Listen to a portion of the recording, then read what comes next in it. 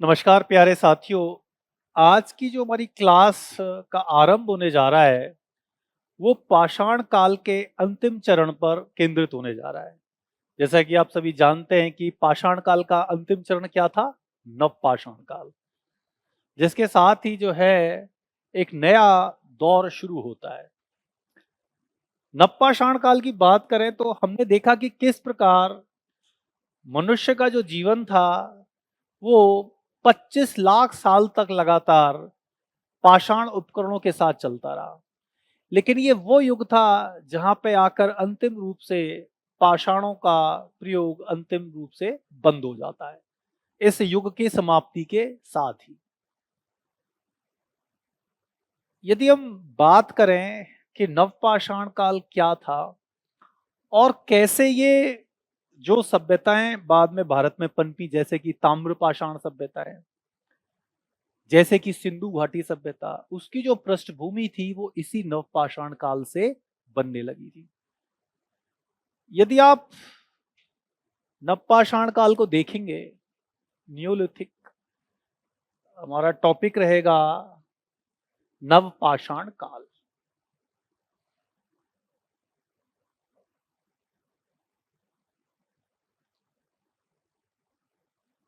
नव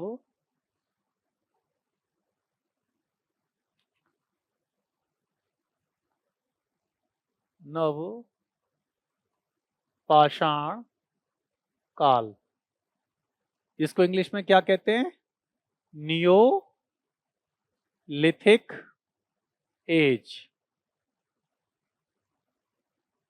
देखिए, नवपाषाण काल के बारे में जब हम अध्ययन करने जा रहे हैं, तो नवपाषाण काल के पहले तो ये जान लें कि नवपाषाण काल भारत के संदर्भ में, भारतीय उपमहाद्वीप के संदर्भ में इसका कालक्रम क्या है।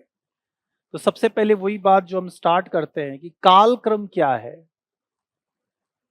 काल क्रम, तो मोटे तौर पर जो कालक्रम भारत में माना गया है, वो 7000 बीसी से 1000 बीसी माना गया है। अब बात इससे ज्यादा बढ़ के आती है कि वास्तव में नवपाषाण काल की विशेषताएं क्या हैं।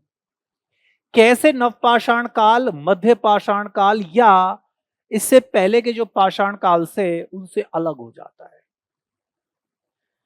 इस चीज की जब हम चर्चा करेंगे तो एक बहुत ही महत्वपूर्ण बात आएगी, उस पर हम देखेंगे कि वो बात क्या है।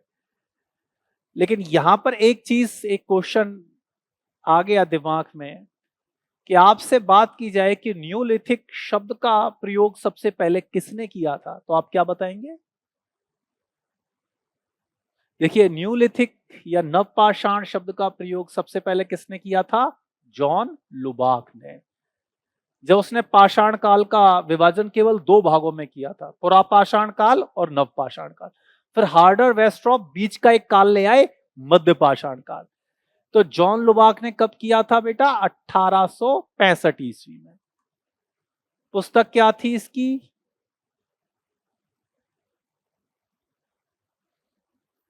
तो जो जॉन लुबाक, प्री हिस्टोरिक टाइम्स, नहीं याद आई? Pre historic times.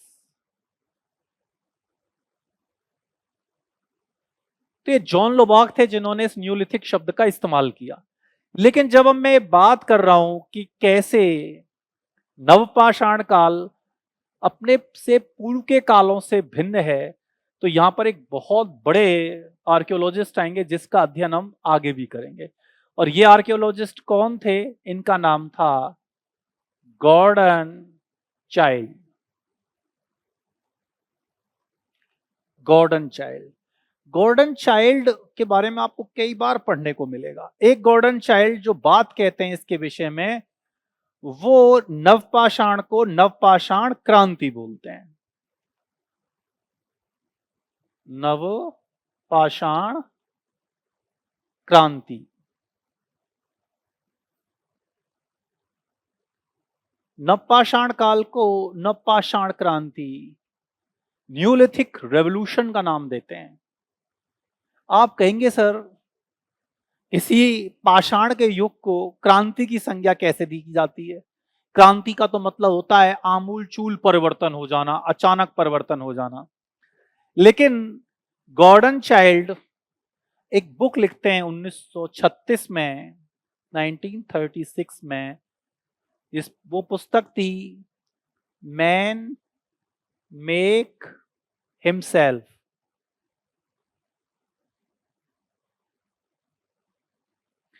इस पुस्तक में बहुत गहरी बातें करते हैं। जब वो बातें आपके सामने आ जाएंगी तो आप ये भी समझ जाओगे कि उन्होंने इसको नवपाषाण काल को नवपाषाण क्रांति क्यों कहा। वो कहते हैं कि नवपाषाण के साथ ही कुछ ऐसे गहरे सामाजिक और आर्थिक परिवर्तन हुए थे जिसने हमेशा के लिए इतिहास की धारा बदल दी। ऐसे सामाजिक और गहरे आर्थिक परिवर्तन हुए थे इस काल की समाप्ति में कि जिसकी तुलना यदि 18वीं शताब्दी के इंडस्ट्रियल रेवोल्यूशन से किए जाए तो कुछ मायनों में तो उससे भी बढ़कर है। इतना इंपॉर्टेंस देते हैं गॉर्डन चाइल्ड इस नवपाषाण काल को, तो आप समझ सकते हैं कि ये फेस कितना इंपॉर्टेंस रखता है हिस्ट्री के अंदर। अब वो क्या बात कह रहे हैं वो समझिए, जिससे हम इसकी विशेषताओं को भी चर्चा करते चलेंगे। अब क्या बात कह रहे हैं वो जानिए आप। क्यों वो सामाजिक और आर्थिक क्रांति की बात कर रहे हैं? देखिए, पहली बात आती है आर्थिक परिवर्तनों की। आर्थिक परिवर्तनों की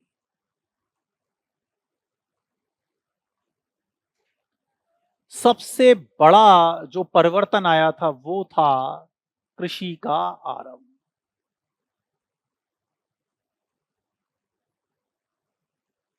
कृषि का आरंभ इतना ज्यादा आधारभूत परिवर्तन था कि जिसने मानव जीवन के सभी आयामों को प्रभावित किया। पहली बार इसी काल में मनुष्य ने क्या करना शुरू किया? खेती करना आरंभ किया। खेती करने का बहुत सारे उसको प्रभाव नजर आने लगे।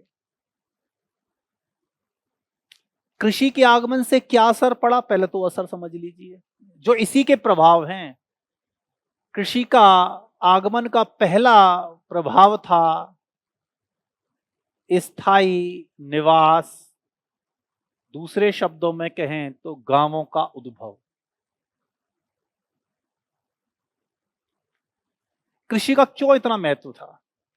पहले मनुष्य हमेशा क्या था, इस युग से पहले क्या डोलता रहता था? वो शिकारी हुआ करता था। और क्या लेके घूमता रहता था? जब वो मध्य पाषाण काल में आ गया तो उसके पास पशु आ गए, तो उन पशुओं को लेके भी घूमता रहता था। बहुत कम जगह एक जगह स्थिर रहता था। लेकिन जैसे ही कृषि आई तो बीज को बोने से लेकर बीज को पकने और उसकी कटाई तक क्या होता था? एक जगह रुकना पड़ता था। जो समुदाय कृषि करना आरंभ कर देते हैं वो क्या हो जाते हैं? स्थायी हो जाते हैं। अब वो बदल नहीं सकते, क्योंकि आपको कृषि भूमि तैयार करनी है, पहले तो भूमि तैयार करो सलपट, फिर उसमें बीज बो, फिर बीज बोवेगा, पौधा उगेगा, पौधे की कटाई होगी, बीज को अलग किया जाएगा, फिर उसका अनाज के तौर पर प्रयोग किया जाएगा।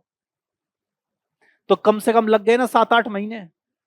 फिर उसने क्या किया? बड़े पैमाने पर इस काल में जानवरों को भी पालना शुरू कर दिया, और बड़े पैमाने पर। अब जानवरों को बाड़े में रखने लग गया अपने पास ही।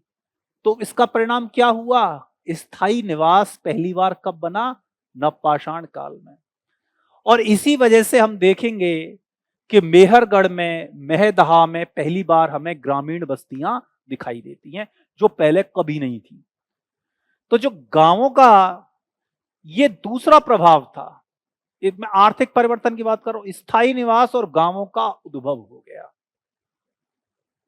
इसी से देखिए तीसरी चीज क्या आई। जब बहुत बड़ा कोई चेंज आ जाता है तो कैसे क्या उसका होता है? लहर की तरह प्रभाव पड़ता है। जैसे मैं आपको उदाहरण बताता हूं ना, पानी में यदि एक पत्थर मारो तो उस पत्थर की जो लहर है वो एक लहर से दूसरी लहर को पैदा करती हुई जाती है। जैसे आप एक देखते हो कि पहले खेल आपने शायद खेला या नहीं खेला, या पहले ताश लगाया करते थे ऐसे ऐसे ऐसे, और एक ताश को मार दो तो पूरी ताश की गड्डी जो है गिर जाया करती थी। कभी आपने उसमें भी देखा होगा, एड भी आते हैं, अगर एक को मार दो तो उसका इफेक्ट होता है कि लास्ट तक गिरती है। ये इसी प्रकार था कृषि का आरंभ, जिसके इतनी सारी लहरें उत्पन्न हुई कि जिसने मनुष्य के जीवन को हमेशा के लिए ही बदल कर रख दिया। और क्या फर्क आया? अब आया वर्ग विभाजन।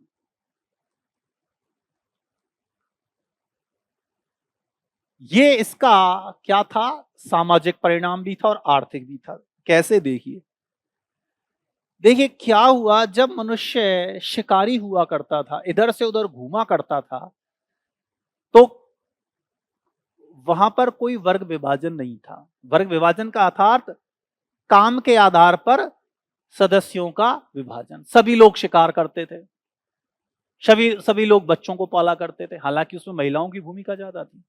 लेकिन जब कृषि का आगमन हो गया तो कुछ लोग क्या हो गए? शिकार से फ्री हो गए। पहले तो सभी को शिकार पे जाना पड़ता था, लेकिन अब क्या हुआ, जब वर्ग विभाजन हो गया तो समाज का कुछ एक हिस्सा था जो क्या करने लग गया? कृषि करने लग गया। कुछ लोग ऐसे अतिरिक्त सामने आए जो जिनकी कृषि में बहुत ज्यादा आवश्यकता नहीं थी और जिनको शिकार पे भी जाने की आवश्यकता नहीं थी। वो लोग क्या करने लगे कि वो हाथ के काम में क्या थे? परफेक्ट थे, हाथ के काम में चपल थे। तो यहीं से हम क्या देखते हैं? पहली बार शिल्पों का विकास, शिल्प कला का, मृदभांड कला का जबरदस्त विकास दिखाई देता है। मनके बनाने वाले आ गए, अभी मैं आपको पढ़ाऊंगा आगे, मनके बनाने वाले।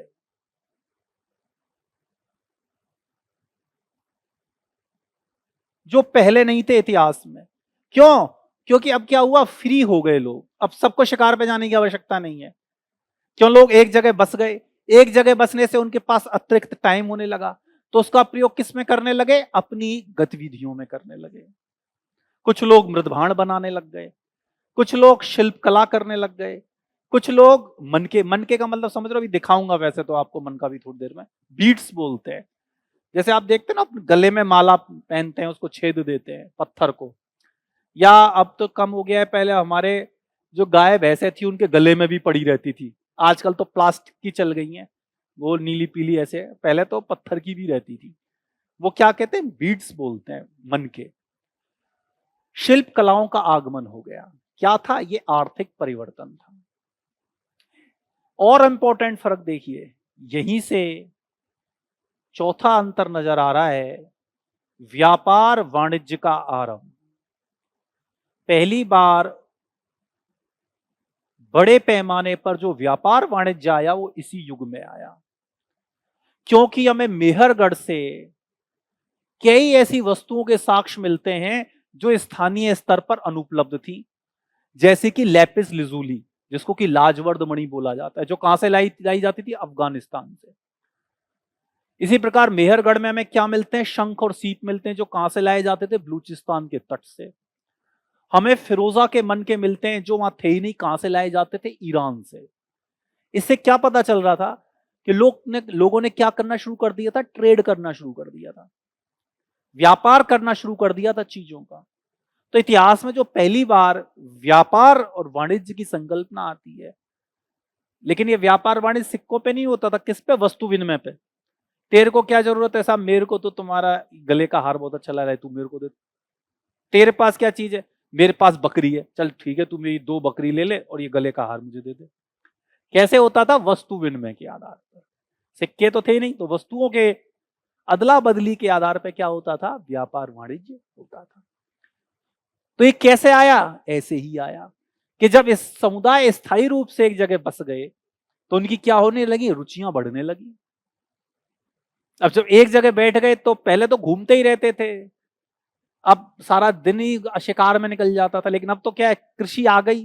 हालांकि शिकार छोड़ा नहीं व्यक्ति ने, शिकार तो करता रहा, लेकिन शिकार पर आश्रितता खत्म हो गई। और देखिए, पहली बार चाक पर निर्मित मृदभांड,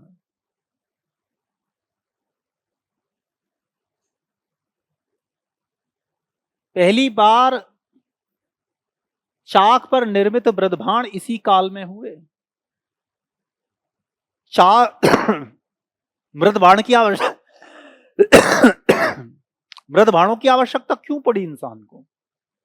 कि क्या करने लगा, वो उत्पादन ज्यादा होने लगा खेत में, या जितना भी उत्पादन हुआ है उसे रखेगा कहीं, भाई फैला तो देगा नहीं झोपड़ी में ले जाके। तो अब उसको संग्रहित करने की आवश्यकता हो रही थी, किसको? अनाज को, क्योंकि क्या होने लग गई? कृषि होने लग गई। पहले तो मध्य पाषाण काल में व्यक्ति ने कैसे मृदभाण बनाए? हाथ के बने, जो बेडोल थे, अनगढ़ थे। लेकिन इस काल में व्यक्ति ने पहिए का आविष्कार कर लिया। ये चाक क्या था? ये पहिया था। पहले पहिए का इस्तेमाल चाक के रूप में बर्तनों को बनाने के लिए हुआ है, लेकिन जैसे इस काल का अंत आया, उस लेटे पहिए को क्या कर दिया? वर्टिकल खड़ा कर दिया। और वो किस में लग गया? बैलगाड़ी का, इक्का गाड़ी का निर्माण हो गया। उसके तो और भी बड़े इंपैक्ट है पहिए के आविष्कार के। अभी तो पहले चाक निर्मित ब्रह्मा के मृदभाण की आवश्यकता ही क्यों पड़ी?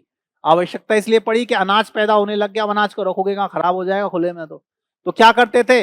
मिट्टी के बर्तन बनाने लग गए। जितना इकट्ठा हो, 8, 10, 20, 50 मिट्टी के बर्तन बनाओ, ऐसे बनाओ, गोल बनाओ, मटके बनाओ, उनमें भर दो, ताकि धीरे धीरे अगले 6-8 महीने तक, जब तक नई फसल नहीं आ जाती, अपने इनमें से मृदभाणों में से, मिट्टी के बर्तनों में से अनाज को ले लेके हम क्या करते रहे?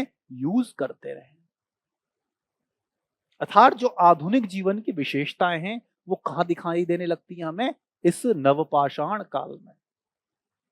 अब यहीं से एक इंपॉर्टेंट चीज और जुड़ जाती है, जो वैसे तो कम बताते हैं लेकिन समझने की चीज है, पहिए का आविष्कार। देखो, शुरुआत में जो पहिया आया ये ठोस था, इसको जमीन पे रखकर इस पे बर्तन बनाए जाते थे।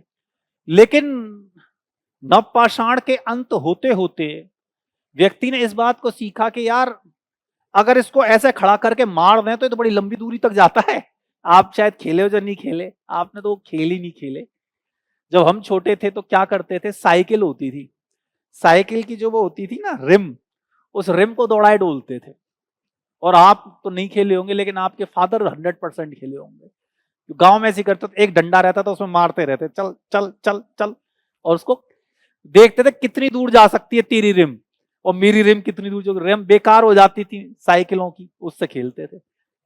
मनुष्य ने देखा कि जब कहीं कोई ऐसा मनुष्य है जो चाक पर बर्तन बनाकर उसे खड़ा कर रहा था, उसमें धक्का लग गया, वो लंबी दूर तक चला गया। यार ये चीज तो सही है, इसका क्या इस्तेमाल हो सकता है? तो उन्होंने कहा अगर इसकी धुरी बना दी जाए, 2 पहिए खड़े कर दिए जाएं, इसकी धुरी लगा दो, एक्सल लगा दो, और उसके ऊपर कोई छकड़ा गाड़ी रख दो और धक्का मारो तो आगे सरक जाएगी। हालांकि इस किसने आविष्कार किया ये नहीं पता, उस महान व्यक्ति का नाम नहीं पता जिसने पहिए का प्रयोग किस रूप में किया? छकड़ा गाड़ी के रूप में। लेकिन ये खोज होने में कई सौ साल लगे होंगे, कई बार टूटा होगा, बिगड़ा होगा, पीढ़ियां की पीढ़ियां चली गई होंगी खोज करने में। लेकिन जब ये खोज हो गई कि एक छकड़ा गाड़ी बन सकती है, उसका इस्तेमाल बहुत तगड़ा हो सकता था। क्या हो सकता था? पत्थरों को लाया जा सकता था भर के, और क्या बनाए जा सकते थे? मकान बनाए जा सकते थे। गांवों को शहर में बदला जा सकता था, क्योंकि शहर के निर्माण के लिए क्या चाहते? बड़े पैमाने पर पत्थरों की जरूरत थी। गांव तो छोटे छोटे थे। गांवों को जो शहर ने बदला, वो किस माध्यम से बदला? इसी छकड़ा गाड़ी ने। फिर इसका और बड़ा रूप आया तो इसमें उन्होंने क्या लगा दिया? बैल लगा दिया। बैल लगा दिया तो क्या होने लग गया? व्यापार वाणिज्य होने लग गया।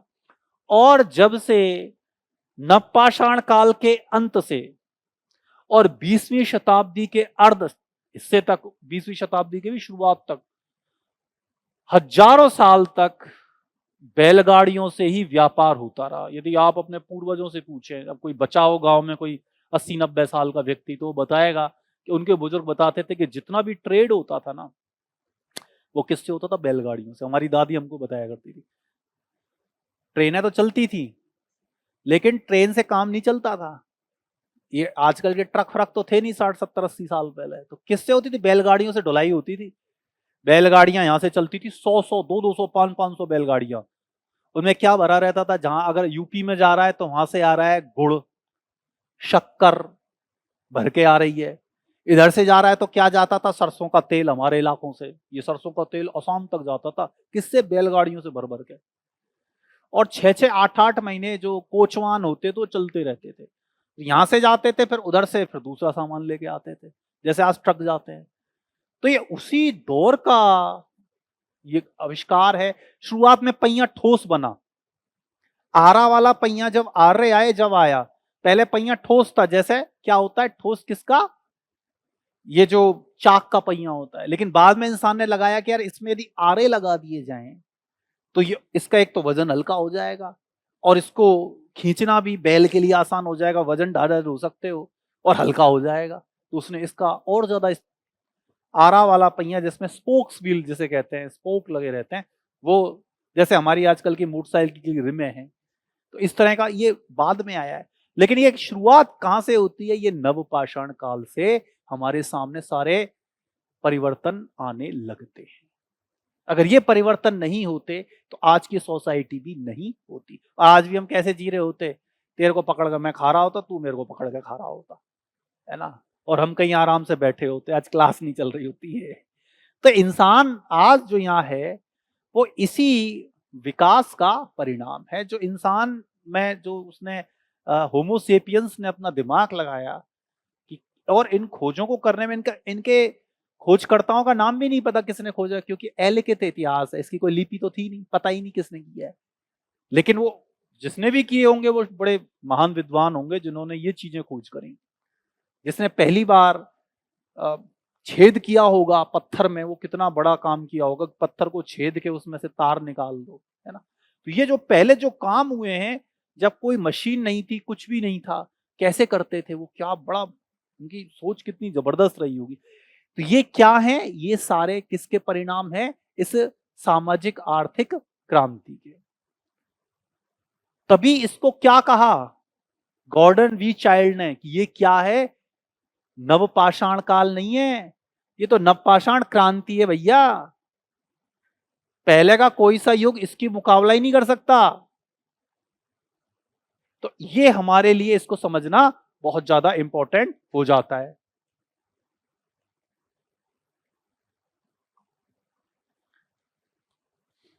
तो ये हमने क्या समझा, इसकी महत्वपूर्ण विशेषताएं।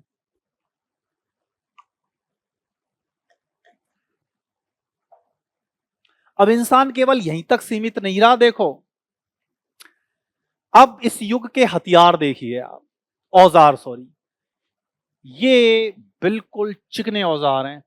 अभी तक हमने जो औजार देखे थे उन औजारों से सर्वथा भिन्न है। इस युग का सर्व प्रमुख हथियार था कुल्हाड़ी, जिसे कहा जाता था सैल्ट। अरे इधर देखो, इस युग का जो सर्वप्रथम हथियार था, सबसे प्रमुख हथियार था, वो था कुल्हाड़ी, जिसको कहा जाता था सैल्ट। और ये कुल्हाड़ियां इस प्रकार के बिल्कुल चिकने और स्मूथ पत्थरों से बनती थी, जिसको खूब रगड़ा जाता था, बिल्कुल ऐसे हो जाता था एकदम चिकना। टंकित, घर्षित और चिकने औजार, ये किसकी विशेषता है, नवपाषाण काल की। चिकने औजार, टंकित औजार और घर्षित, ये औजारों की विशेषता किसकी थी, इसी दौर की। ये पहले औजार कभी इतिहास में नजर नहीं आया। इससे पहले के औजार कैसे थे, माइक्रोलिथ, बिल्कुल छोटे छोटे और पैने। ऐसा नहीं था कि वो अब यूज होने बंद हो गए, लेकिन अब उनकी स्थान किसने ले लिया, इस प्रकार के औजारों ने, चिकने, स्मूथ। और इन औजारों में जिसका प्रभुत्व था वो थी कुल्हाड़ी, जिसको कहते थे सैल्ट। सबसे ज्यादा यही मिलती है। अब हम कुछ नवपाषाण काल के स्थल पढ़ेंगे, जिनके माध्यम से क्वेश्चनों पर भी हमारी नजर जाएगी। अब एक चीज और देख लेते हैं यहीं पे हाथ की हाथ, कि सबसे पहले नवपाषाण काल के औजारों की खोज किसके द्वारा की गई, न्यूलिथिक एज टूल्स की। तो इसमें सबसे पहला नाम आता है 1842 में डॉक्टर प्राइम रोज का, जिन्होंने कर्नाटक के बेल्लारी में सर्वप्रथम इन औजारों की खोज की थी। 1842 में डॉक्टर प्राइम रोज ने इन हथियारों की खोज कर दी थी।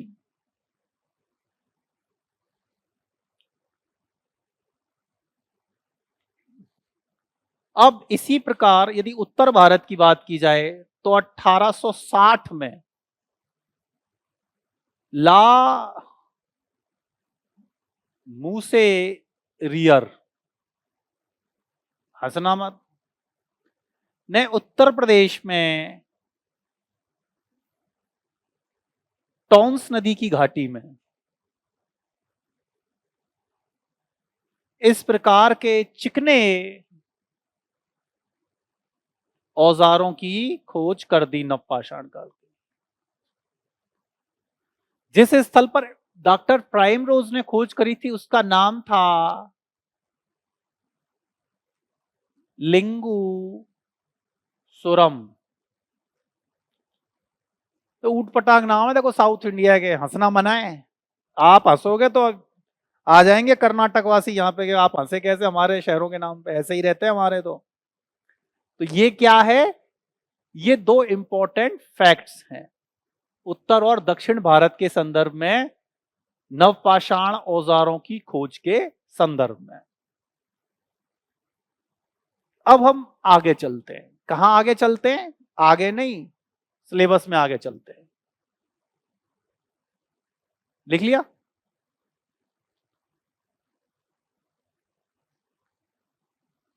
क्या चीज? ला मूसेरियर,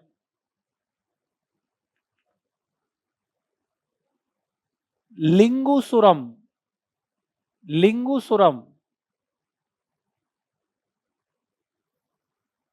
अब देखिए यहां पे आइए, इससे कुछ कहानी मैं आपको समझाऊंगा धीरे धीरे, तब हम आगे बढ़ेंगे। यदि हम इस मैप को देखें, इस मैप को देखें बेटा, तो एक चीज आपको मैं बताऊंगा कि नवपाषाण काल के जो स्थल थे उनका भौगोलिक विस्तार। अब हमारा अगला टॉपिक है कि भारतीय उपमहाद्वीप में नवपाषाण काल के स्थल हमें कहां कहां मिल रहे हैं और उनका विस्तार कैसा है। एक बात आप हमेशा याद रखना, भारत के जो सबसे प्राचीनतम नवपाषाण काल स्थल हैं वो पश्चिम से शुरू होते हैं, इस जगह से, ये वाला हिस्सा। और जैसे जैसे हम यहां बढ़ेंगे दक्षिण में आते आते टाइम पीरियड बढ़ता जाता है। इसी प्रकार ये गंगा की घाटी में तो पुराने, लेकिन जब आप इधर जाओगे तो भी नए हैं।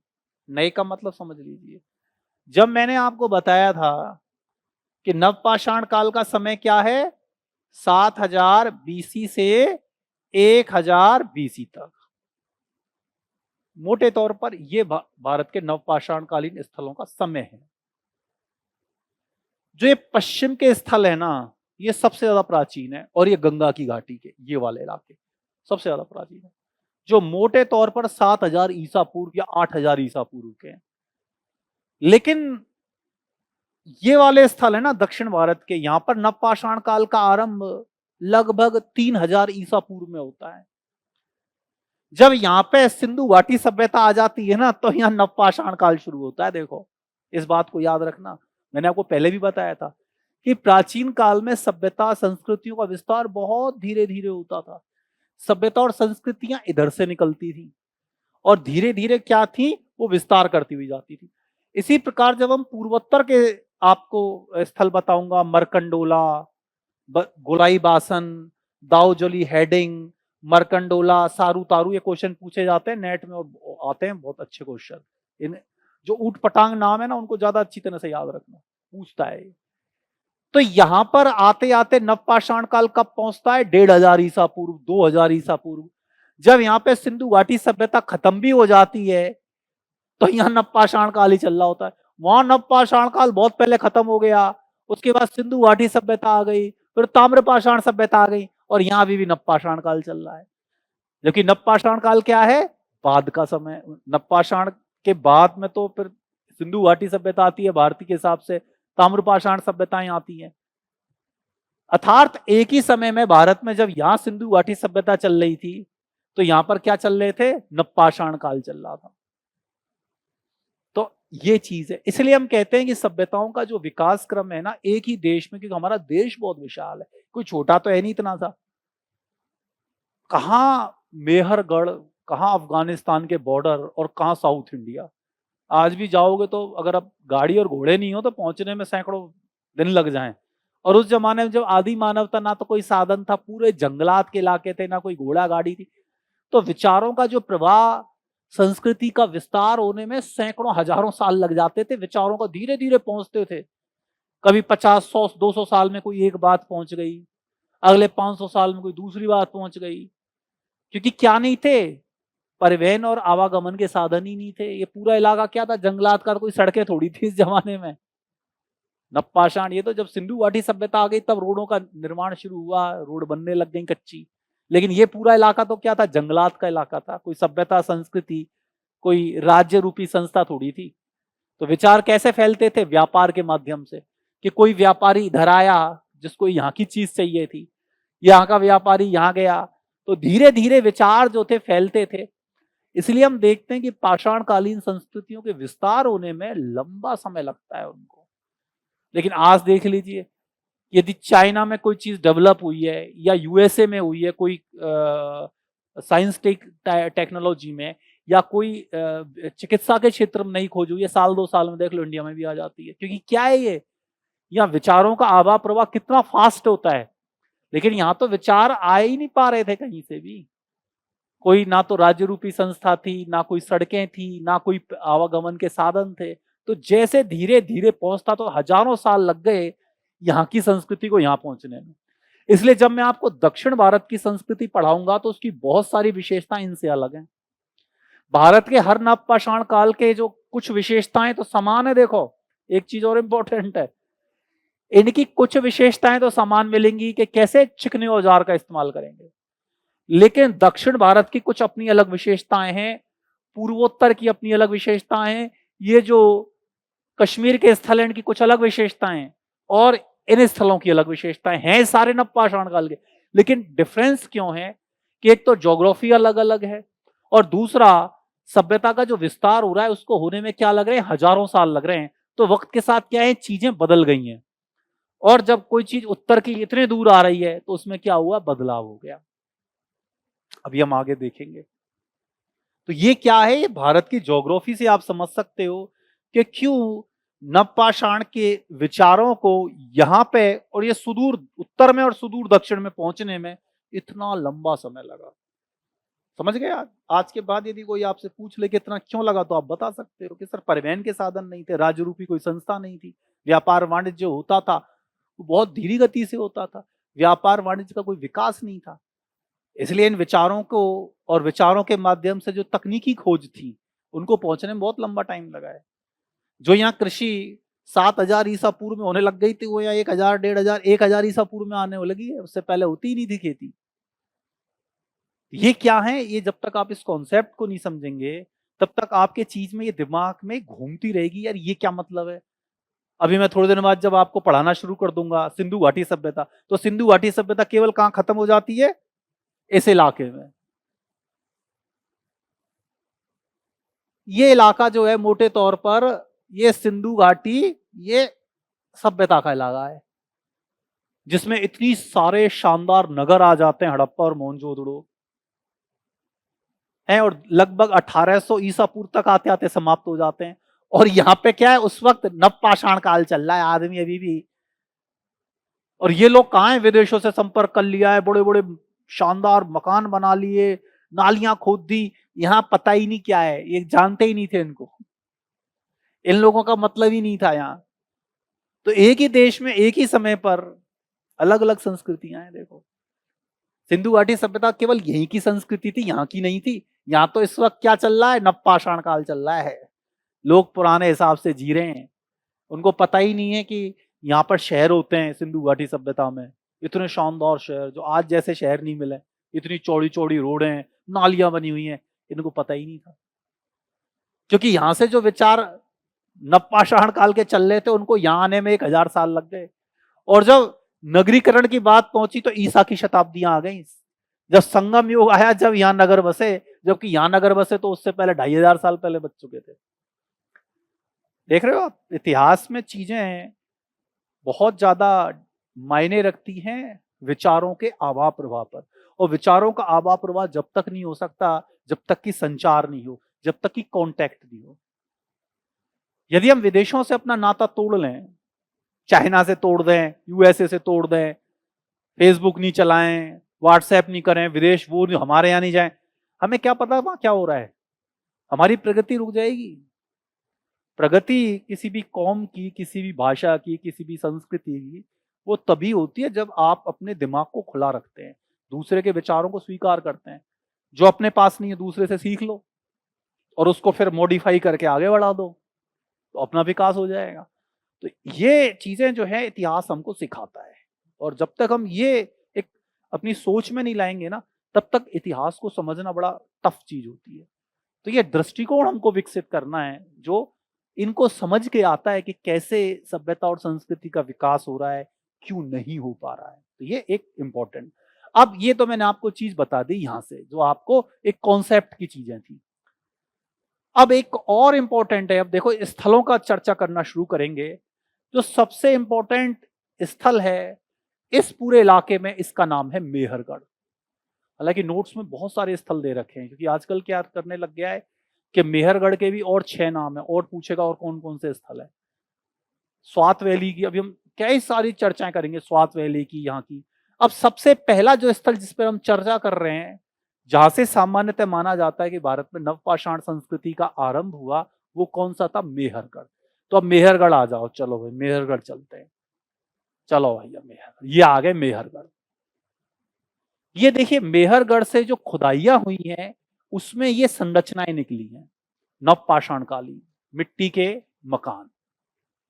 अब सबसे इंपॉर्टेंट चीज होती है ज्योग्राफी, ये कहां पर है। बहुत बहुत अनोखी चीजें यहां पर मिली हैं, उनको देखते हैं। जो ये बलूचिस्तान, जो कि आज पाकिस्तान की नाक में दम किए हुए है, धुरंधर तो आपने देख ही ली होगी, वहां पर वही बलूचिस्तान और पाकिस्तान में आपस में लड़ाई हो रही है। ये बलूचिस्तान प्रांत में है। कौन? मेहरगढ़। और बोलन नदी के तट पर है, हमेशा याद रखना। बोलन दर्रे के निकट है, वही बोलन दर्रा जिसका इतिहास में खैबर, बोलन और सारे दर्रे पढ़ाए थे। तो बोलन दर्रा कहां पर है? बलूचिस्तान में। इसी दर्रे और इसी नदी के निकट ये बलूचिस्तान का एक बहुत ही, और भारतीय उपमहाद्वीप का शायद सबसे पुराना नवपाषाणकालीन स्थल है, जिसकी खोज या जिसमें उत्खनन का जो कार्य था वो 1974 में जीन फ्रैंक जरीगे, फ्रेंच आर्कियोलॉजिस्ट थे, और इनकी वाइफ थी कैथरीन जरीगे। इन दोनों ने मिलकर इस स्थल का उत्खनन 1974 में किया। और उसके बाद पाकिस्तानी आर्कियोलॉजी, क्योंकि अब तो ये इंडिया के विभाजन के पास ये पाकिस्तान में चला गया मेहरगढ़, तो इसमें लगातार क्या है, ये उत्खनन का कार्य चलता रहा, और यह इतनी शानदार खोजें हुई हैं जो अपने आप में बहुत अनोखी है। देखिए क्या क्या इंपॉर्टेंट खोज हुई है। देखो यहां पर सबसे पहले गेहूं का साक्ष्य प्राप्त होता है। ये वो पहले लोग थे जिन्होंने भारतीय उपमहाद्वीप में गेहूं उगाया था। गेहूं ही नहीं उगाया, इन्होंने अंगूर की खेती भी सबसे पहला करना आरंभ किया।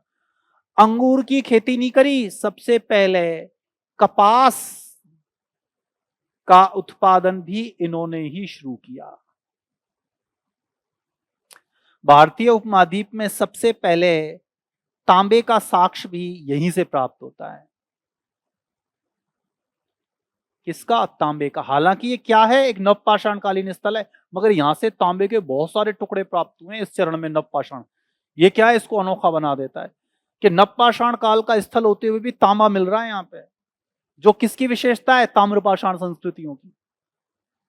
और इंपॉर्टेंट बात देखिए कि ये पहले लोग थे जिन्होंने मातृ देवी की मूर्तियां बनाना शुरू कर दिया था नवपाषाण काल में। कालांतर में यही जो मातृ देवी की प्रतिमा थी, यही किसकी विशेषता हो गई? सिंधु घाटी सभ्यता की। क्योंकि मेहरगढ़ आगे चलकर प्राक हड़प्पाई चरण में तब्दील हो जाता है।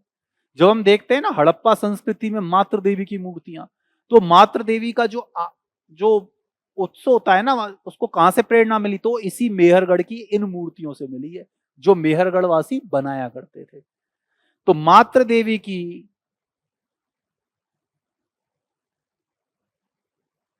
मूर्तियां भी यहां से प्राप्त हुई हैं।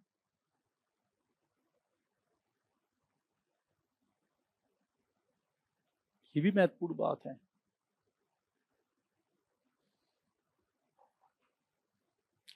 और महत्वपूर्ण चीज देखिए, मेहरगढ़ ही वो पहला स्थान है जहां पर पहली बार भारतीय उपमहाद्वीप में चाक पर बने बर्तन प्राप्त होते हैं। चाक पर बने बर्तन या मृदभांड, चाक पे बने।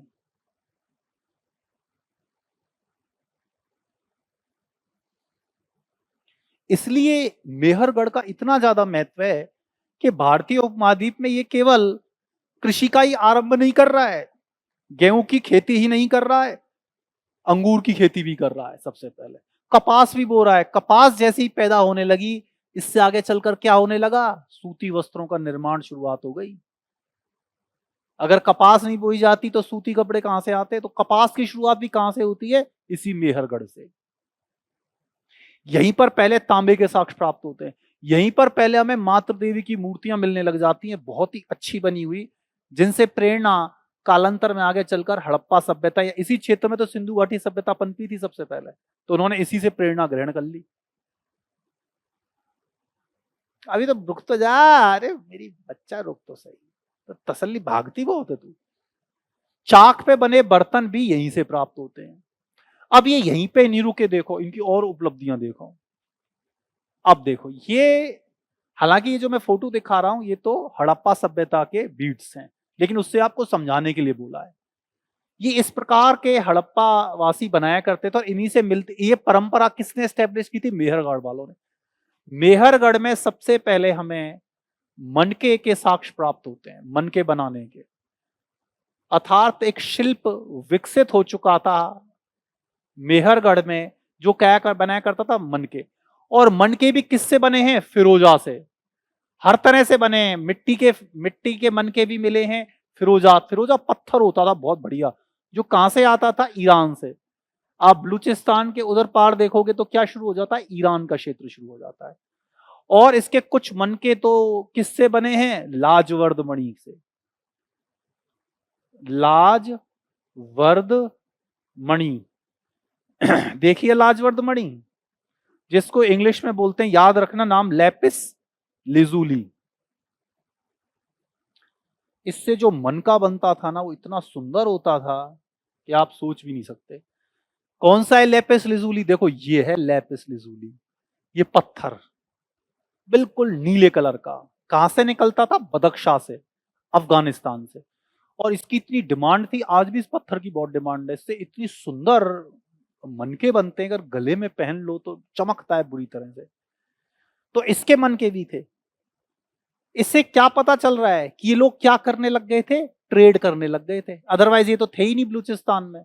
ईरान से भी सामान मंगा रहे हैं, अफगानिस्तान से भी मंगा रहे हैं, तो क्या करने लग गए?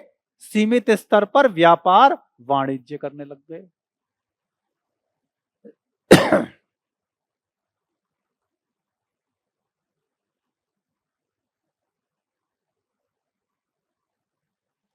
ये क्या है सारे?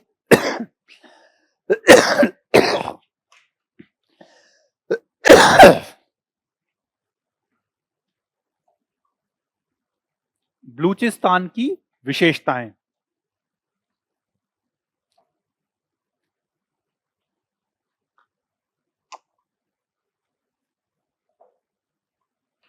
ये बलूचिस्तान में एक और स्थल है जिसका नाम है नाल। नाल और बलूचिस्तान के इस मेहरगढ़ में एक और खास बात मिली है कि जो बच्चों को दफनाया गया है उनके साथ बकरियों को भी दफनाने के साक्ष्य प्राप्त होते हैं। बच्चों के साथ बकरी को दफनाने के साक्ष्य मेहरगढ़ और नाल दोनों स्थानों से प्राप्त होते हैं। अब इसी पाकिस्तान के क्षेत्र में एक नाम आएगा हकरा। जब आप सिंधु घाटी सभ्यता पढ़ोगे तो हकरा वैली का नाम आपको सुनने को मिलेगा। ये क्वेश्चन भी आया था बहुत पहले। और हकरा वैली में एक बहुत बड़े और फेमस आर्कियोलॉजिस्ट थे पाकिस्तान के जिसका नाम था रफीक मुगल। इनके द्वारा लगभग 100 नवपाषाण कालीन स्थलों की खोज तो इसी हकरा वैली में की गई।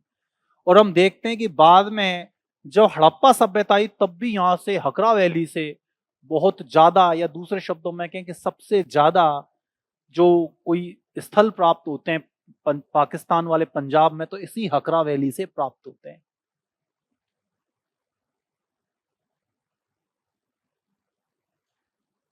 अब हम थोड़ा सा कहानी को आगे बढ़ाते हैं। आगे बढ़ाते हैं, या ये क्या कहें कि ऐसे आगे बढ़ाते हैं कि अब हम कहां चलते हैं, ऊपर चलते हैं। चलो अब कश्मीर की ठंड में चलते हैं। कश्मीर जो है ठंडा ठंडा कश्मीर, इसी कश्मीर में हम कहां पहुंच जाते हैं, बुर्ज होम और गुफकराल में।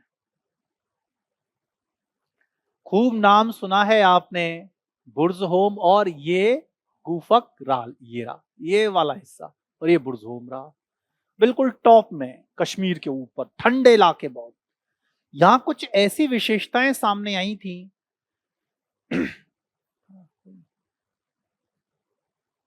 अब तो क्लास चल रही है यार, ऐसे नहीं बीच में आधा घंटा, बस 15-20 मिनट रुक जाइए। ऐसी विशेषताएं सामने आई थी जो कहीं और नहीं मिलती।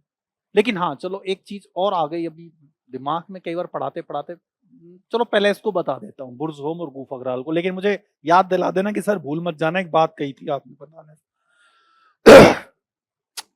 पहले तो आ जाओ बुर्ज होम और गुफकराल पे। देखिए ये मैंने चित्र बनाया है जिससे आप समझ सकें।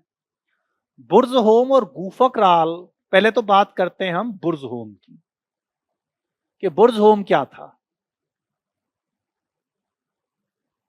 बुर्ज होम, बुर्ज होम का शाब्दिक अर्थ है बुर्ज या भोज वृक्ष होता है जो कश्मीर में मिलता है, अपने यहां नहीं मिलता बुर्ज।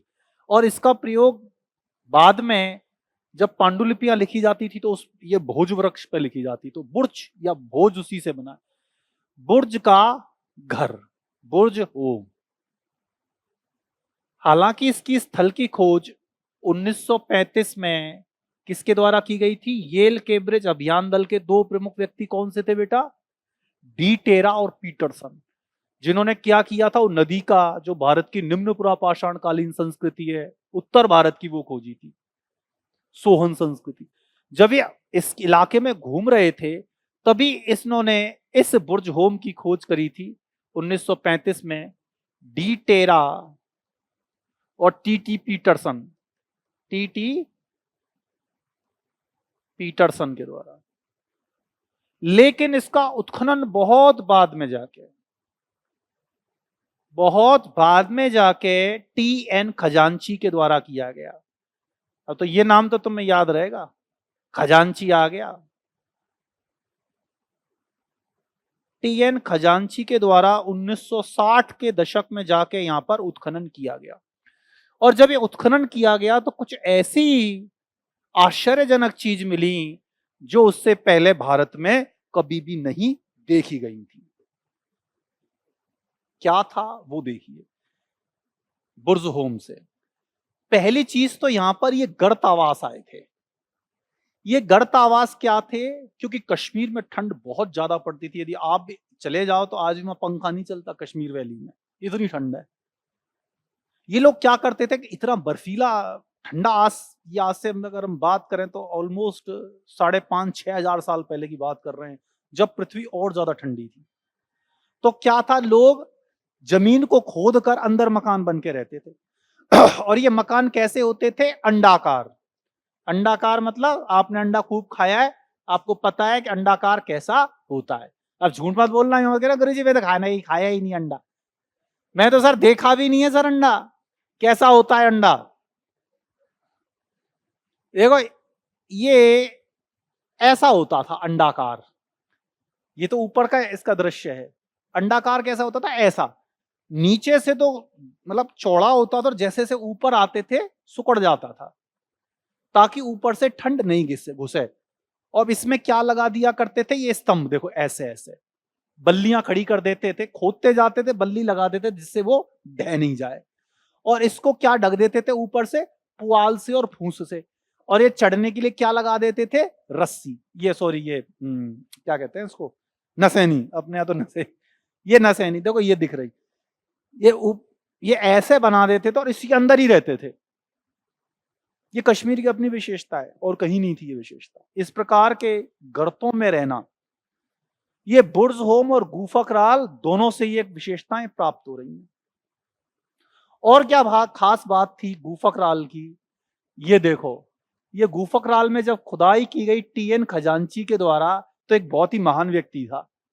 जब वो मरा उसने कहा कि ये मेरे 5 कुत्ते हैं, इनको भी मेरे साथ मार के मेरे साथ ही, मैं छोड़ के नहीं जाऊंगा इनको। पता नहीं तुम खाना दोगे नहीं दोगे, अब मैं दुनिया को छोड़ने जा रहा हूं, ये 5 कुत्तों को मार के मेरे साथ ही सुला दो। तो ये क्या है?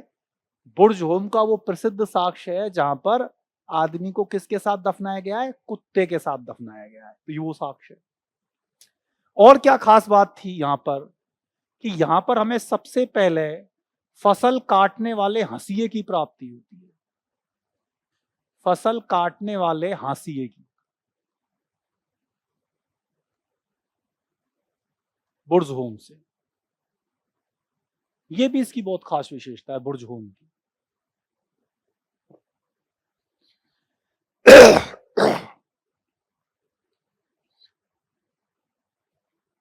अब दूसरा जो स्थल है उसका नाम है गूफकराल। आपसे पूछ सकता है कि गूफकराल का मतलब क्या है? तो देखिए गूफकराल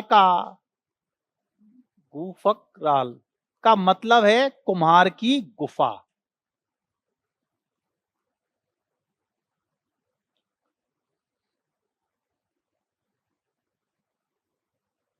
गूफकराल, यहां पे भी ऐसे ही गर्त आवासों के साक्ष्य में प्राप्त होते हैं।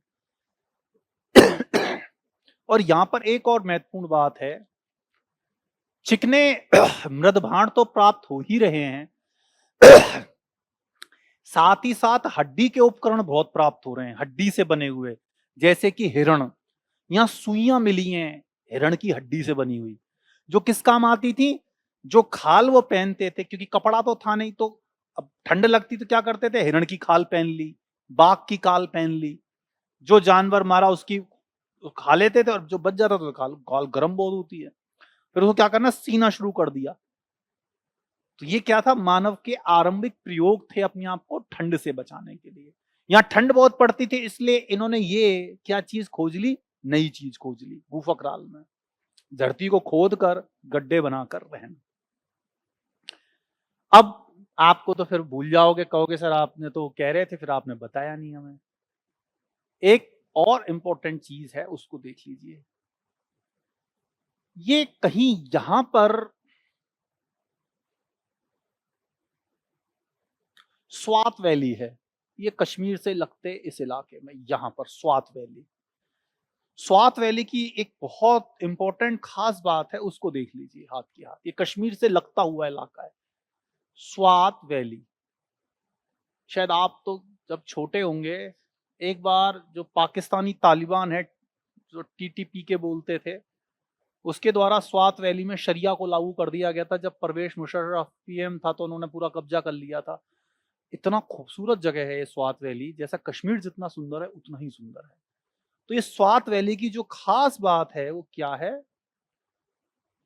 कि पूरी नवपाषाण स्वात वैली या स्वात घाटी, पूरी नवपाषाण संस्कृति में इतनी सारे दफनाने के संस्कार प्राप्त नहीं होते जितने की स्वात वैली से प्राप्त होते हैं। अर्थात मनुष्य को दफनाने के संस्कारों में विविधता, सबसे ज्यादा विविधता है। दफनाने के साक्ष्यों में या प्रकारों में विविधता, जैसे आंशिक समाधान,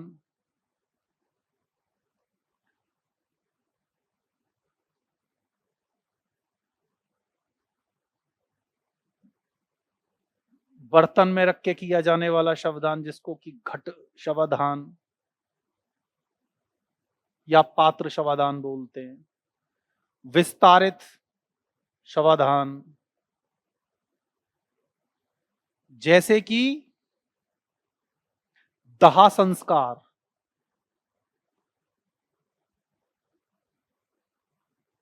जैसे कि मुड़े हुए वाले दाह संस्कार, जिसमें पेड़ पे घुटनों को पेट में मिला के व्यक्ति को दफना दिया जाता था। मतलब जितने दाह संस्कारों की विविधता हमें इसमें स्वात वैली में नजर आती है, नवपाषाण काल में इतनी कहीं नजर नहीं आती। आपसे पूछ सकता है कि वो कौन सा स्थल है, वो कौन सी वैली है, कौन सी घाटी है, कौन सा स्थल है जहां से व्यक्तियों को दफनाने के संदर्भ में सबसे ज्यादा क्या मिलती है, विविधता मिलती है। तो कौन से स्थल हैं, ये वाले स्वात वैली के, वो जो ये वाला इलाका है। अब हम आ रहे हैं इंडिया के हार्टलैंड में, भारत के अंदर।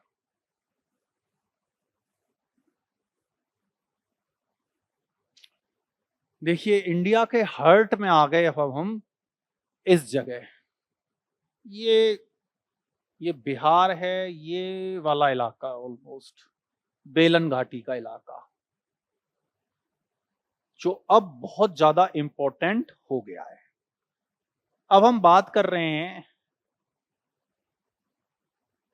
उत्तर प्रदेश या बेलन घाटी के कुछ बहुत ही महत्वपूर्ण नवपाषाण कालीन स्थलों की, जिसमें सबसे पहले आता है कोल्डी हवा। कोल्डी हवा ये वर्तमान में कहां है, प्रयागराज, या जिसको इलाहाबाद बोलते हैं, प्रयागराज। यहां पर GR शर्मा के द्वारा उत्खनन करवाया गया था। कोल्डी हवा की आप सभी जानते हैं कि अभी कुछ समय पहले तक, मतलब आज से 5-10 साल पहले तक, कोल्डी हवा की पहचान ये थी कि भारतीय उपमहाद्वीप और लगभग पूरे विश्व में सबसे प्राचीनतम जो चावल का साक्ष्य प्राप्त हुआ था वो कहां से प्राप्त हुआ था, यहीं से, जिसकी अनुमानित तिथि 6000 BC मानी गई थी, 6000 BC। लेकिन एक, जैसे कि मैंने बताया, एक बहुत ही महत्वपूर्ण स्थल की खोज हुई थी जिसने इस के जो ताज था उसको क्या कर लिया, छीन लिया। और ये स्थल है लहुरा देव। लहुरा देव जो कि संत कबीर नगर में पड़ता है, सरयू पार, इस इलाके से अलग है। ये यूपी में ही संत कबीर नगर। और 2001 से 2006 तक यहां पर उत्खनन कार्य किया गया। तिवारी, श्रीवास्तव और सारस्वत के नेतृत्व में। ये 3 महत्वपूर्ण कौन थे, उत्खनन करता थे, राकेश तिवारी,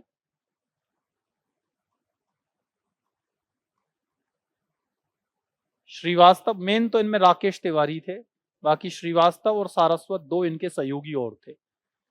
यहां जो खोज हुई है उसने सारे समीकरण बदल दिए। यहां से जो चावल की डेट निकल के आई है वो लगभग 8000 BC की है, जो मेहरगढ़ का 7000 साल पुराना गेहूं का रिकॉर्ड है उसको भी तोड़ देती है। तो इस चीज को ध्यान रखना अपने दिमाग में, कि क्वेश्चन अब ये पूछ भी लिया गया है, तो ये ध्यान रखना कि अब ये ओल्डेस्ट है इंडिया का, और दूसरे शब्दों को तो भारतीय उपमहाद्वीप का क्या, चावल उत्पादक क्षेत्र। और एक्चुअली में गेहूं से भी पहले का, गेहूं तो 7000 ईसा पूर्व में घूमा, ये तो 8000 ईसा पूर्व में क्या है, चावल का साक्ष्य यहां से मिल गया।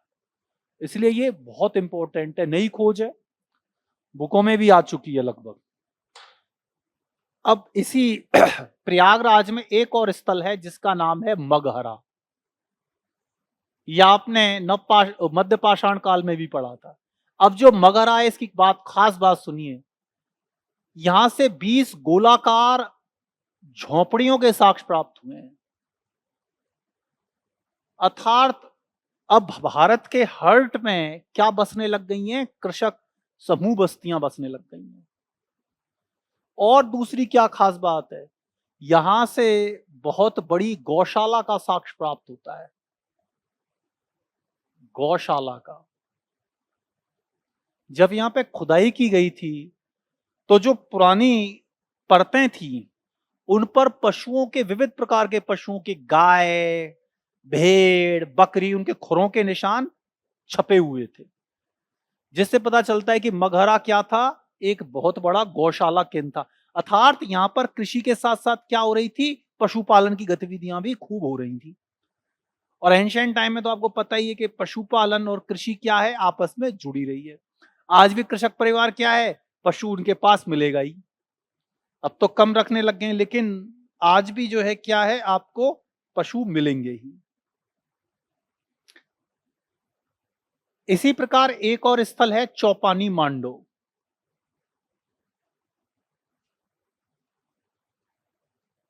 यहां से मधुमक्खी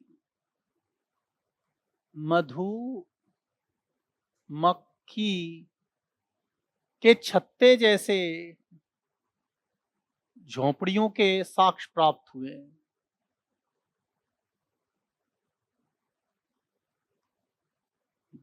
ये भी इंपॉर्टेंट है।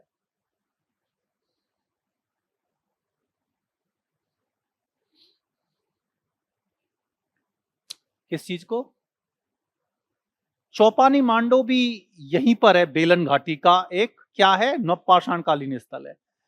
वहां से तो गोलाकार झोपड़ियां मिली हैं, मगर यहां से जो झोपड़ियों के साक्ष्य प्राप्त हुए हैं, जैसे एक ही स्थान पर कई झोपड़ियां हो जाती हैं, तो इनकी संरचना ऐसे लगता है जैसे क्या है, मधुमक्खी का छत्ता, जहां पर छोटी सी जगह में बहुत सारी झोपड़ियां बना दी गई हैं। तो इस प्रकार का साक्ष्य कहां से प्राप्त होता है, चौपानी मांडो से। चौपानी मांडो की दूसरी विशेषता क्या थी मध्य पाषाण काल में, कि यहाँ पे सबसे पहले हाथ से निर्मित क्या मिले थे, मृदभाण मिले थे। भारत में सबसे प्राचीन मृदभाण कहां से मिलते हैं, हाथ से बने, यही चौपानी मांडो से। और यही क्या है स्थल, मध्य पाषाण काल का स्थल किस में विकसित हो गया, नव पाषाण काल में। अर्थात एक ही जगह पर संस्कृति पहले मध्य पाषाण काल की थी और परवर्ती काल में क्या हो गई, वही नव पाषाण काल में चेंज हो गई। लिख लिया, ठीक है। देखिए एक और यहां पर चीज जो है कि यहां से जो मृदभाण मिलते थे, ये विशेषता आपको यहां पर भी नजर आएगी पूर्वोत्तर में, और ये विशेषता यहां पर भी है। क्या विशेषता है, ये बेलन घाटी के मृदभाणों की, बेलन घाटी के मृदभांडों की, कि ये डोरीदार मृदभाण थे। आप कहोगे सर क्या बात कर रहे हो, क्या डोरी बंधी रहती थी उनमें, क्या मतलब है डोरीदार मृदभाण का। डोरीदार मृदभाण का मतलब ये था कि जब कुम्हार चाक पर बर्तन को बनाता था, तो उसी वक्त क्या कर देता था, एक धागे से या किसी भी चीज से ऐसे मारता था गीले पे, चलते हुए उस पर, तो क्या बन जाती थी, लाइन। आज भी हम देखते हैं ना, हमारे मटकों पर ऐसे पकड़ता है, जहां से हाथ रख देगा वो तेजी से घूमता है, उसमें क्या बन जाती है, लाइन बन जाते, फिर थोड़ा सा नीचे रखा फिर लाइन बन गई। तो डोरी का मतलब है ऐसे डोरियों की छाप उस पर पड़ी हुई है, कि कोई चीज को ऐसे रखता था, चाक तेजी से घूम रहा, 1 सेकंड पकड़ा और पूरे पे छप गया। तो ये कहां की विशेषता है, बेलन घाटी की। और यही विशेषता पूर्वोत्तर भारत के जब मैं पढ़ाऊंगा नवपाषाण कालीन स्थल, तो वहां की भी है। अब हम चल रहे हैं धीरे धीरे कहां पर, बिहार की तरफ।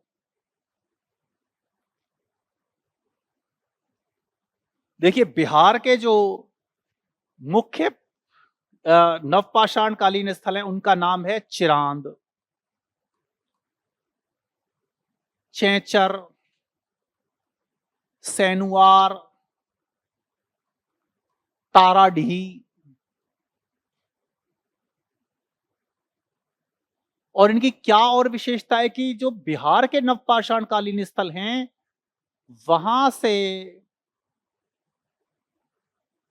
चिकने प्रकार के जो ये अपने नवपाषाण कालीन औजार हैं इनके साथ साथ हड्डी से बने औजार भारी मात्रा में मिलते हैं, हड्डी वाले औजार, और विशेष रूप से हिरण के सींगों से बने हुए, हिरण के सींगों से बने हुए, इन्हें ज्यादा पसंद थे हिरण, इसलिए बनाते थे।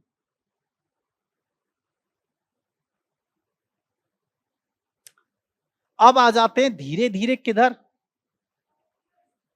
किसको, हाँ देखिए 4 महत्वपूर्ण स्थल हैं बिहार के, एक का नाम है चिरांद, एक का नाम है चैचर, एक का नाम है सैनुआर और एक का नाम है ताराडीह। 2 विशेषताएं यहाँ की। पहली विशेषता ये है कि यहाँ पर जो औजार मिल रहे हैं नवपाषाण काल के, उसके साथ साथ यहाँ पर बड़े पैमाने पर हड्डियों से बने औजार भी बहुत मिल रहे हैं, और हड्डी के औजारों में भी ज्यादा जो संख्या है वो किसकी है, हिरण के सींगों से बने औजारों की। ये क्या है, इसकी बहुत बड़ी विशेषता है।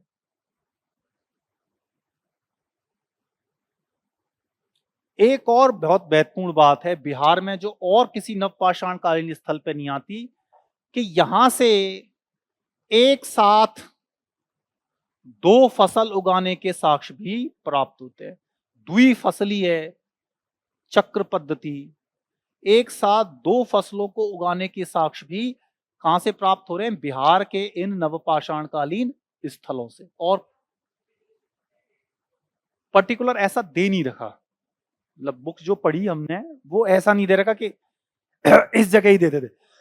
उस सामान्य विशेषता बताइए कि बिहार के जो नवपाषाण कालीन स्थल है, एक तो उनकी विशेषता ये है कि वहां से हड्डी के औजार ज्यादा मिलते हैं, और दूसरा बिहार के नवपाषाण कालीन स्थलों की विशेषता ये है कि वहां से क्या है, दोहरी फसल को उपजाने के साक्ष्य मिले। इतना तो मिल गया, और बहुत ज्यादा अगर कोई पर्टिकुलरली बुक ही पढ़ेंगे जब आर्कियोलॉजी की तब और पता चलेगा। वैसे आर्कियोलॉजी की बुक ही पढ़ी है, उसमें इतनी सूचना मिली है। इसको कैसे फंसा सकता है, क्वेश्चन को ऐसे फंसा सकता है कि एक स्थल दे देगा चिरांद, एक स्थल दे देगा मेहरगढ़, एक स्थल दे देगा उतनूर, एक स्थल दे देगा सारातारू, और पूछेगा कि इनमें से कौन से स्थल पर 2 बार फसल उगाने के साक्ष्य प्राप्त होते हैं। आपको पता है कि चिरांद किस में आता है, बिहार में। ऑप्शन क्या होगा, बिहार होगा। ऐसे क्वेश्चन को पकड़ लिया जाता है। चिरांद, सैनुआर, ताराडीह ये क्या है, बिहार के नवपाषाण कालीन स्थल हैं। अब आ रहे हैं बंगाल के नवपाषाण कालीन स्थल, वेस्ट बंगाल के।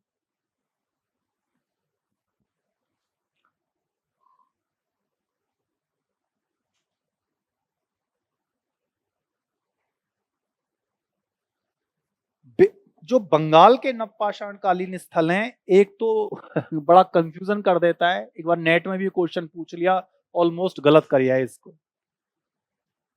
एक तो स्थल है भरतपुर,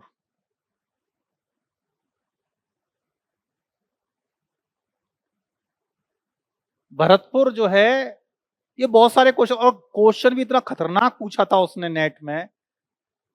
एक उसमें ये ऑप्शन डाल दिया था कि भरतपुर से बहुत सारे विभिन्न प्रकार के पक्षियों के अवशेषों के साक्ष्य प्राप्त होते हैं। अब सबको पता है कि भरतपुर में क्या है, केवलादेव पक्षी विहार है, सब उसी को सही मारिया है।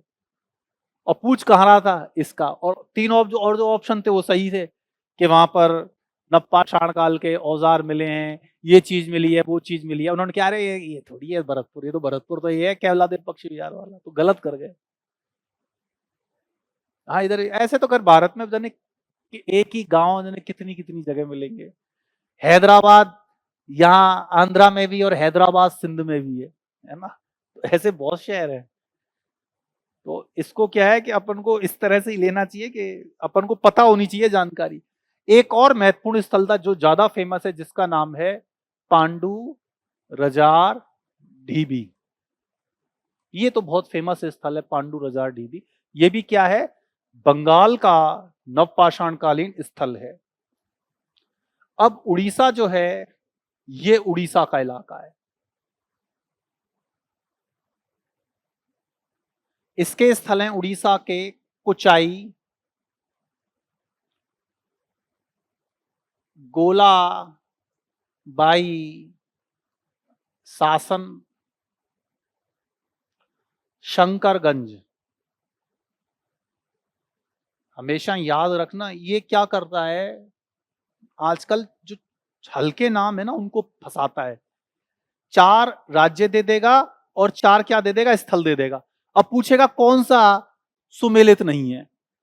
तो आप ही अगर आपके दिमाग में रहेंगे ना ये नाम, कुचाई, गोलाबाई, सासन और शंकरगंज कहां के हैं, किसके हैं, उड़ीसा के नवपाषाणकालीन स्थल।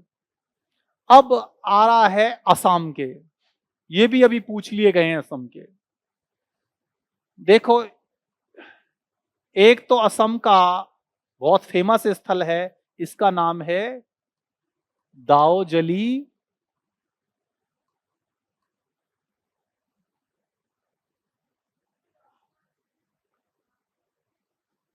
खूब मिले हैं। अभी राजस्थान की हिस्ट्री पढ़ोगे जब राजस्थान में ले आएंगे आपको। परेशान क्यों हो रहे हो, ये तो भारत का पढ़ रहे हैं, तो राजस्थान की हिस्ट्री तो आपको अलग से क्या।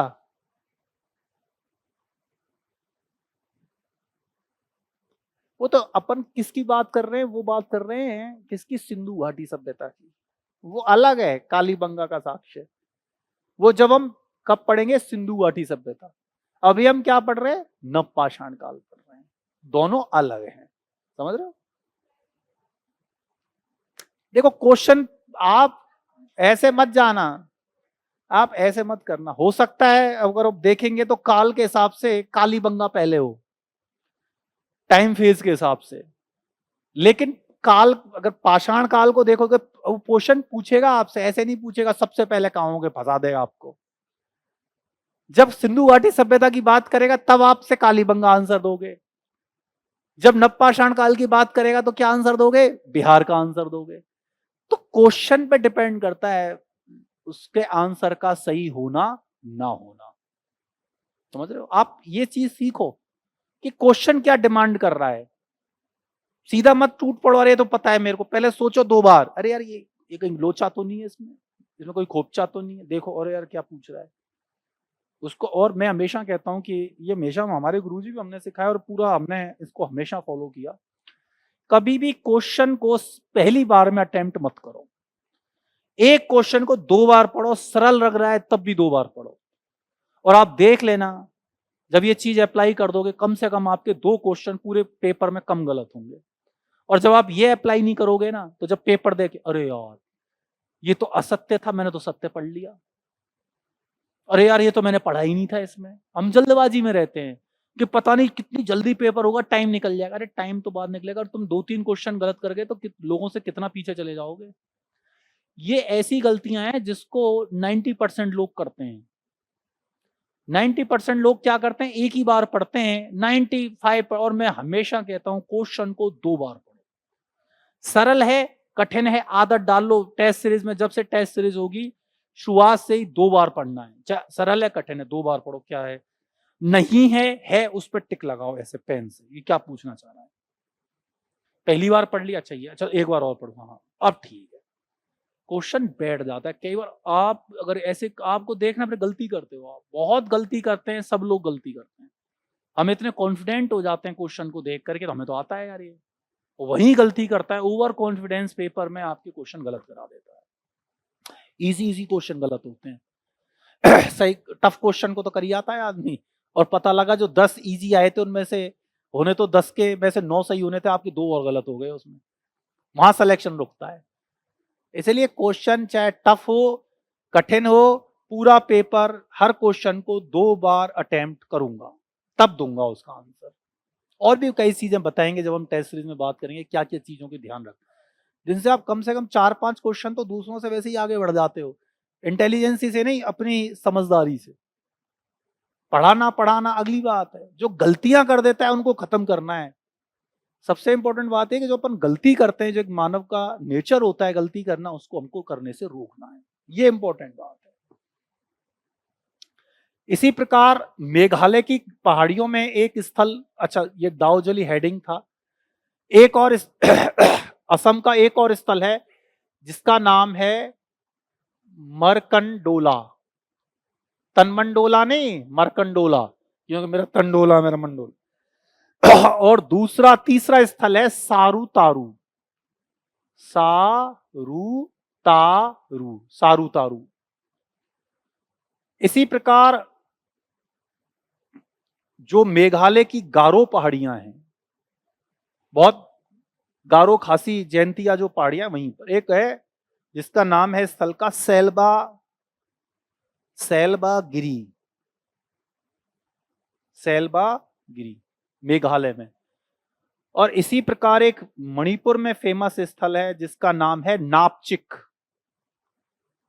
ये आज नाम आपको ऊट पटांग लग रहे हैं, लेकिन जब 2 बार पढ़ लोगे तो ये क्या है, बिल्कुल दिमाग में फिट हो जाएंगे। पूर्वोत्तर के ये, पश्चिमोत्तर के ये, बिहार के ये, राजस्थान के ये, यूपी के ये, अब साउथ इंडिया पे आएंगे, उसमें आपको बड़े अच्छी चीजें, अलग अलग ही प्रकार की नवपाषाण संस्कृति शुरू होगी वहां से। अब ये जो मैं आपको पढ़ा रहा हूं, यहां की 2 खास और बातें हैं पूर्वोत्तर की, विशेष रूप से जो आसाम के नवपाषाण कालीन स्थल हैं और ये पूर्वोत्तर के। 2 खास बात क्या है, 2 क्या अगर बात करें तो 3 खास बात है यहां। पहली बात, यहां के बर्तनों पर भी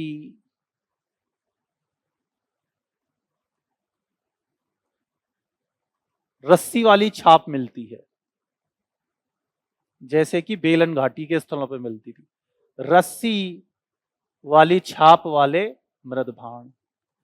दूसरा, यहां कंधे वाली कुल्हाड़ियां मिलती हैं, कंधे वाली कुल्हाड़ियां।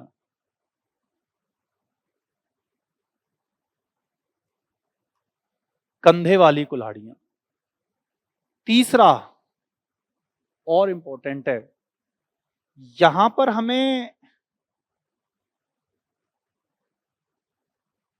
पाषाण के स्मारक देखने को मिलते हैं मृतकों की याद में। पाषाण स्मारक मृतकों की याद में, पूर्वोत्तर से। ये 3 खास और विशेषताएं हैं जो इनको लगभग और दूसरे स्थलों से अलग करती हैं। कंधे वाली कुल्हाड़ियां, मुझे पता था तुम पूछोगे, कंधे वाली कुल्हाड़ियां, कंधे पे लटकाने वाली कुल्हाड़ियां, नाम तो ऐसा ही लगता है। जब मैंने भी पढ़ा था तो मैं भी नहीं समझ पाया कि यार कंधे वाली कुल्हाड़ियां क्या होती हैं। अब पता नहीं फोटो डाला है या नहीं डाला, मैंने उसको फोटो तो दे दिया था, तो मुझे पता था तुम पूछोगे। देखो क्या अच्छी अच्छी जगह घुमाऊंगा मैं आज तुम्हें, है ना, बढ़िया बढ़िया जगह घुमाता हूँ मैं तुम्हें, लेकिन उससे पहले बेकार जगह भी घुमाऊंगा। डाला नहीं उसने फोटो, तो मैं दिखा दूं, समझ जाओगे, इसको फिर विस्तार कर दूंगा मैं क्या है। कंधे वाली कुल्हाड़ी का मतलब ये नहीं है कंधे पे लेने वाली कुल्हाड़ियां, देखो उसने डाला नहीं, ये थी कंधे वाली कुल्हाड़ी इस तरह से। अब ये फोटो होता तो मैं आपको दिखाई देता। ये इसको समझ लो क्या है कंधे वाली कुल्हाड़ी का मतलब। जो पूर्वोत्तर की विशेषता थी, ये क्या है, पत्थर है, पत्थर की कुल्हाड़ी होती थी। कैसा पत्थर, चिकना। अगर आप पत्थर को किसी बेंटे में लगाओगे तो क्या करोगे, मारोगे तो पत्थर क्या हो जाएगा, फिसल जाएगा, बेंटे में फिट नहीं किया जा सकता। तो ये पूर्वोत्तर के लोगों ने क्या सीखा कि पहले उन्होंने इसके लिए एक क्या करी, या तो कोई सींग देखा, कैसा सींग, जो ये सींग है, जो गाय का सींग जो आगे से तो चौड़ा होता है, ऊपर से तो पतला होता है, अंदर से क्या चौड़ा होता है। अब इस पत्थर जो कुल्हाड़ी थी, सेल्ट जिसको बोलते थे, इसका बेंटा, पहले तो उसको किस में फंसाया, इसे सींग के अंदर डाला, फंसा दिया ऐसे करके, और उसके बाद ये जो लकड़ी थी इसके अंदर घुसा दिया। तो क्या बन गया, टी आकार बन गया, टी के जैसा। इसका फायदा क्या था कि यदि किसी पे मारोगे तो क्या नहीं होगा, अलग नहीं होगा। ये इनकी विशेष खोज थी। और इसका दूसरा फायदा क्या था, दो फायदे बड़े थे, कि जो गंगा का मैदान था या अपना जो पश्चिमोत्तर भारत था, वहां इतने घने जंगल नहीं थे जितने कि पूर्वोत्तर में थे। आज भी सबसे घने जंगल पूर्वोत्तर में। तुम क्या करना पड़ता था, पेड़ों को काटना पड़ता था, या तो जलाते थे या काटते थे। दूसरा, इसका प्रयोग किस लिए करते थे, खेती करने में, खुदाई के लिए। ये फावड़े जैसा भी काम करता था ऐसे खुदाई का, और कहां बीज बो दिए। तो ये थी कंधे वाली कुल्हाड़ियां। कंधे का मतलब ये ना, कंधे पे रखते थे, अर्थात इसको कंधा दे दिया है सींग के माध्यम से, या कोई खोखली लकड़ी, इसमें तो सींग है किसी जानवर का जिसमें इसको फिट किया गया है, और बाद में इस सारे को एक के अंदर घुसा दिया डंडे में। अब क्या किया, खूब मारने काम आएगा, अब नहीं निकल सकता। जैसे आजकल की हमारी हथौड़ियां होती हैं, वो ये इसका मतलब था कंधे वाली कुल्हाड़ियां। मुझे पता था कि मैं डालूंगा तो राजकुमारी के मन में जो है सवाल उठेगा। प्रहलाद तो इंटेलिजेंट है, उसको तो पूछने की जरूरत पड़ती नहीं, वो तो जानता है कंधे वाली कुल्हाड़ियां, मेरे से पहले से जानता है। मैं तो जब ये तो पैदाइशी जानता है कंधे वाली कुल्हाड़ी क्या होती है। तो इंटेलिजेंट बच्चे हैं मेरे बहुत। तो ये क्या है, पूर्वोत्तर की कुछ खास विशेषताएं हैं।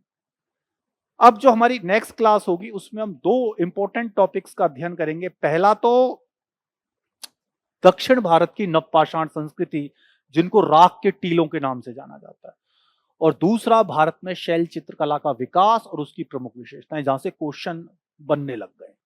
ओके, धन्यवाद।